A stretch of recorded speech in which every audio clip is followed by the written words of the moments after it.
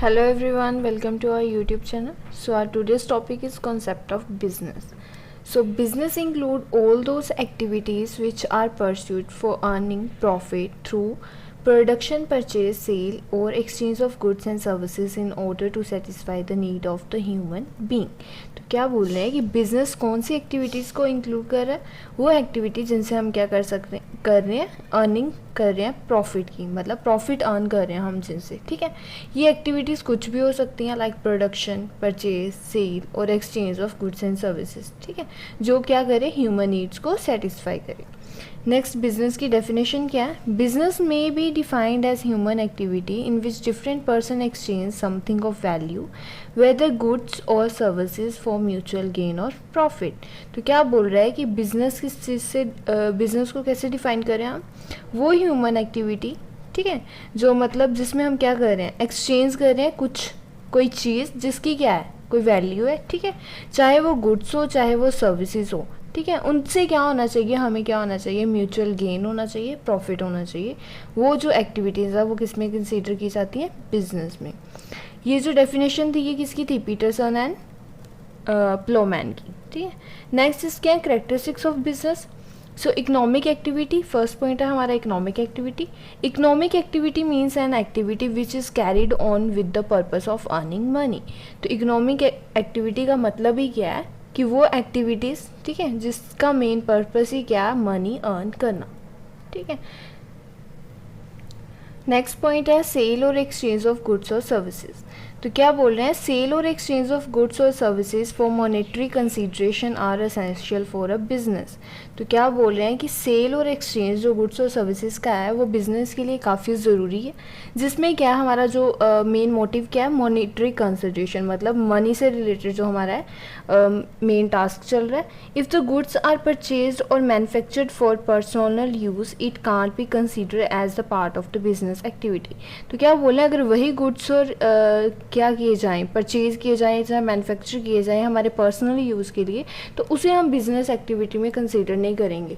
सिर्फ वही चीज़ कंसीडर होगी जो क्या मॉनेटरी से रिलेटेड है, मतलब मनी से रिलेटेड है, जिससे हमें प्रॉफिट अर्न होगा, कोई ना कोई इनकम जनरेट होगी, ठीक है। नेक्स्ट है profit motive. Profit motive is an essential element of a business. The element of profit making inspire the person for undertaking the business activity। तो क्या बोल रहे हैं कि प्रॉफिट मोटिव क्या एक एसेंशियल एलिमेंट है किसका? बिजनेस का, ठीक है। अगर ये जो प्रॉफिट मोटिव है, यही जो प्रॉफिट है यही क्या कर रहा है, लोगों को इंस्पायर कर रहा है कि वो क्या करे, बिजनेस एक्टिविटी में पार्ट लें, ठीक है। But sometime efforts to earn profit can result in some loss. तो क्या बोल रहे हैं, कभी कभी ये जो प्रॉफिट अर्न करने के जो एफर्ट्स है ना, इनमें हमें क्या हो सकता है, लॉस भी हो सकता है। ज़रूरी नहीं है कि हमें हर टाइम अपनी जो एक्टिविटीज़ हैं उनसे हमें सिर्फ प्रॉफिट ही गेन हो, कभी कभी लॉस भी हो सकता है। It can't be said that in case of loss it will not be a consider business. तो हम ये नहीं बोल रहे कि अगर हमें लॉस हो रहा है तो उसे हम बिज़नेस कंसीडर नहीं करेंगे, ठीक है। बिजनेस में दोनों काम होंगे, प्रॉफिट भी अर्न होगा और लॉसेस भी होंगे। नेक्स्ट है risk and uncertainty. Risk and uncertainty are the inseparable part of business. तो रिस्क एंड अनसर्टेनिटी जो है ये क्या है, बिजनेस के इनसेपरेबल पार्ट्स हैं। An entrepreneur always start business with the hope to earn profit. तो क्या बोले, एक एंटरप्रेन्योर जब बिजनेस स्टार्ट करता है तो उसकी मेन होप क्या रहती है कि वो क्या करेगा, प्रॉफिट अर्न करेगा। But the chances of loss always exist there.